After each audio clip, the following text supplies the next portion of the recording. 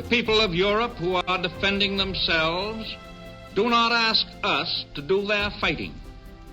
They ask us for the implements of war, the planes, the tanks, the guns, the freighters, which will enable them to fight for their liberty and for our security. We must be the great arsenal of democracy.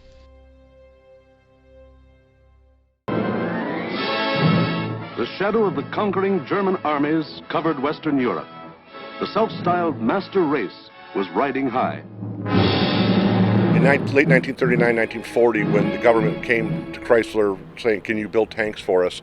they realized that these weren't ideal setups for the production of tanks.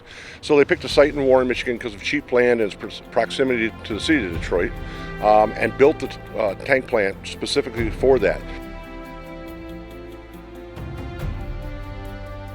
The government came to the corporation with the tank and said, "This is what we want, can you build it for us?" So really at that point, Chrysler's engineers and manufacturing specialists took over because they had the knowledge of how to build things in mass production on assembly line with replaceable and interchangeable parts. The government didn't know how to do that, we did.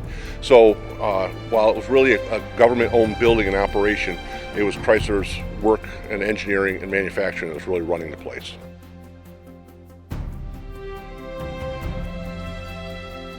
And it was from 13 months from the time Chrysler was awarded the contract to the very first Grant tank rolling out of the door.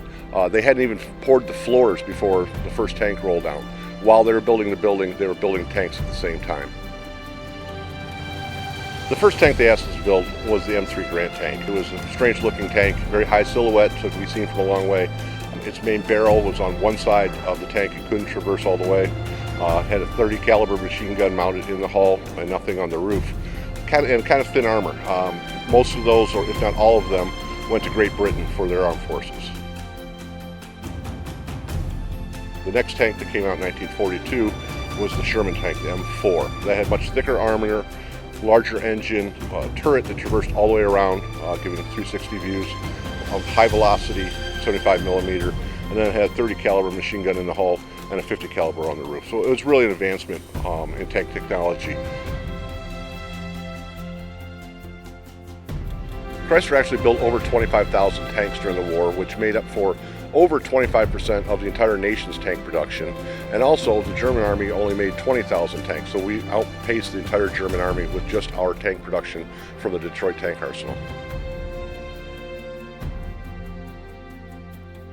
We did so much other things, like the Bofor guns. We built 60,000 of those complete guns with another 120,000 replacement barrels. And the amazing things were on those that they were being built in Sweden and in Great Britain at the time, but they weren't built on a large scale because they're so complex and so hard to build. But what Chrysler did was they figured out how to do it on a mass production scale. They had over 2,000 local suppliers, tool and die shops, small shops around here supplying the parts, and Chrysler was able to get these things together and get them out the door in a very quick manner. And really, those went on every Navy ship. They're anti-aircraft guns. They were used all over the world. A very significant piece of military equipment. Truck behind me, which is a WC series truck. It's the half-ton version. This was early in the war. This is 1940. So this is when we're first gearing up for it. Most people really recognize the 3/4-ton version, which came out in 1942 and was built through 45. And that truck really became the Dodge Power Wagon. Chrysler was always the engineering company, so we had a really strong basis of engineering. We had the Chrysler Institute of Engineering, which was putting out master degree program engineers.